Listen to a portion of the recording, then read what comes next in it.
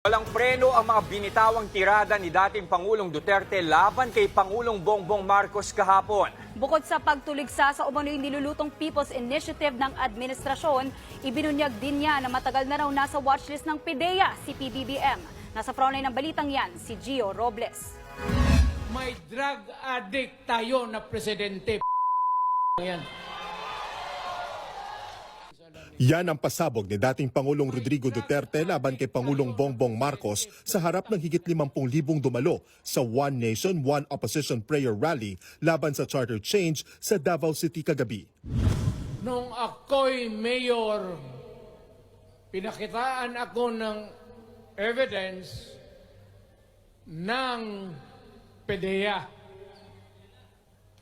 Doon sa listahan, nandoon yung pangalan mo.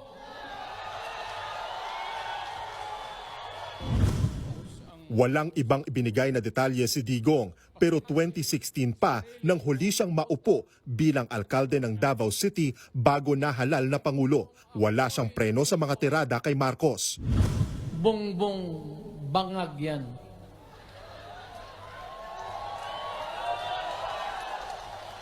That's why sinasabi ko na sa inyo ngayon, si Bongbong Marcos bangag noon, ngayong presidente na bangag natin ang presidente. Kayong mga military, alam ninyo yan.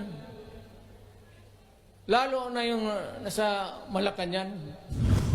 Matagal raw pinilit na manahimik ng dating Pangulo, pero sa kabila ng mabibigat na paratang na binitawan laban sa presidente, nanindigan ito na hindi siya hihingi ng tawad kay PBBM.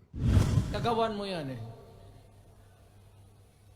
It is your responsibility sa sarili mo. What you do in this world binds you. Iyo yan.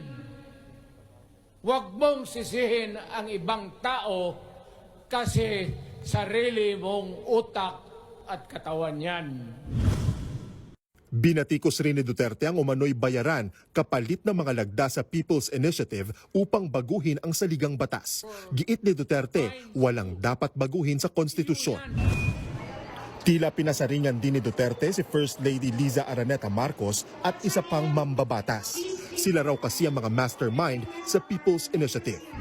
Mabuti sana kung bright kayo. Kung drug addict ka lang naman at may asawa kang hungry for power, tapos may isa itong taga Leyte, gusto siyang mag-prime minister. Babala ng dating Pangulo, dapat tuldukan ng People's Initiative. Dahil kung hindi, baka matulad daw si PBBM sa kanyang ama.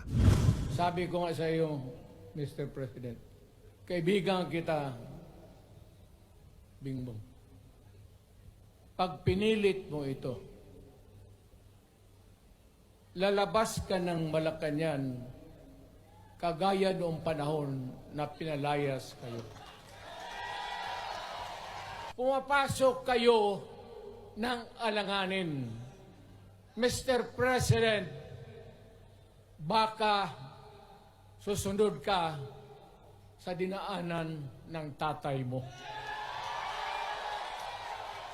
Diyan ako takot. Ayaw ko mangyari sa iyo yan. Bukod sa pamilya Duterte, present din sa rally ang kapatid mismo ni PBBM na si Senator Amy Marcos. Personal niyang narinig ang mga banat ni Duterte, pero tumanggi na siyang magpaunlak ng panayam sa media. Wala pa namang formal na tugon ng palasyo sa mga pahayag ng dating Pangulo. Wala pa rin pahayag ang First Lady at House Speaker sa mga tirada ni Duterte.